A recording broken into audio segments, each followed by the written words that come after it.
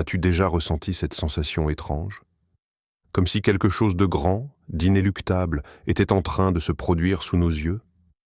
Regarde autour de toi. Les guerres se multiplient, l'injustice règne, les cœurs s'endurcissent, et pourtant, certains ne veulent toujours pas voir. Silence dramatique, puis un son subtil de battement de cœur qui ralentit. Mais si je te disais que tout cela a déjà été annoncé, que les signes sont là, clairs, visibles, et qu'ils ne sont pas de simples coïncidences? Allah nous avait prévenus, et aujourd'hui, nous allons parcourir ensemble ces signes. L'heure s'approche et la lune s'est fendue. Sourate Al-Qamar 54:1. Les signes mineurs, une réalité qui nous échappe. Il y a des vérités que l'on préfère ignorer, des signes que l'on balaie du revers de la main sous prétexte qu'ils ont toujours existé.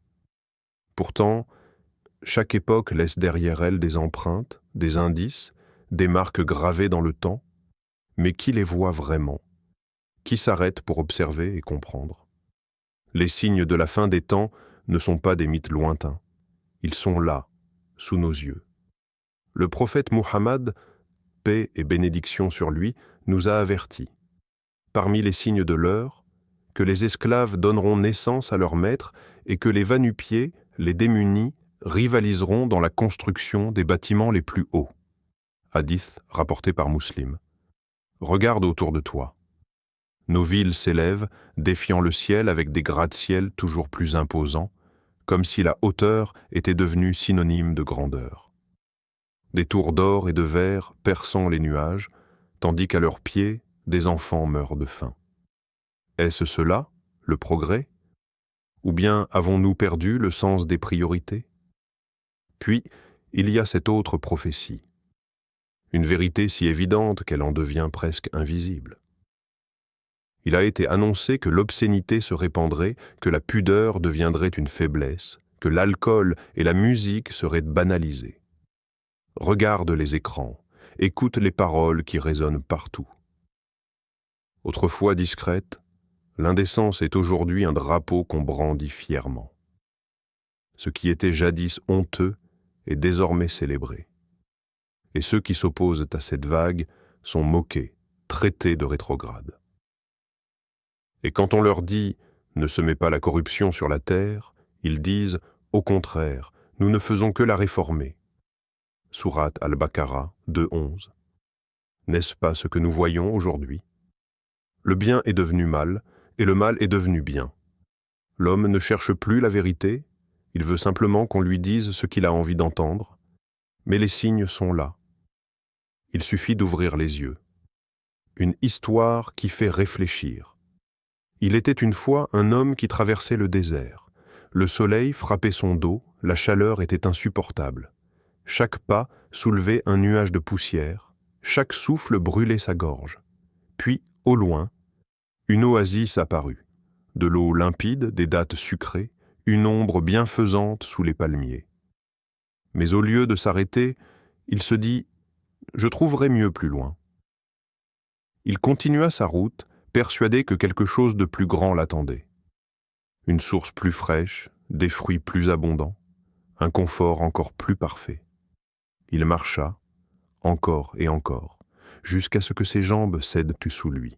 Épuisé, assoiffé, il s'effondra sur le sable brûlant. Il avait ignoré l'oasis que le destin avait placée sur son chemin, pensant qu'il y avait mieux ailleurs. Ne sommes-nous pas comme cet homme? Nous courons derrière un futur que nous pensons meilleur, tout en fermant les yeux sur les signes évidents devant nous. Nous attendons une preuve plus grande, un avertissement plus flagrant, une raison plus convaincante de changer, alors que tout est déjà là. Les signes d'Allah sont clairs, mais combien prennent réellement le temps de les voir? Combien de signes, dans les cieux et la terre, passent-ils devant eux et s'en détournent-ils? Sourate Yusuf 12:105. Le soleil qui se lève chaque jour sans faillir, les étoiles qui brillent dans l'immensité, la pluie qui descend pour faire revivre la terre, tout cela est un rappel. Mais l'homme est distrait. Pris dans la course du monde, il oublie l'essentiel. Il cherche des miracles grandioses alors que les plus grands signes sont sous ses yeux, dans chaque battement de son cœur, dans chaque souffle qu'il prend.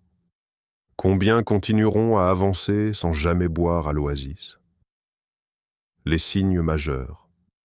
Un avenir inévitable. Il y a des vérités que l'on peut fuir, pendant un temps, mais tôt ou tard, elles nous rattrapent.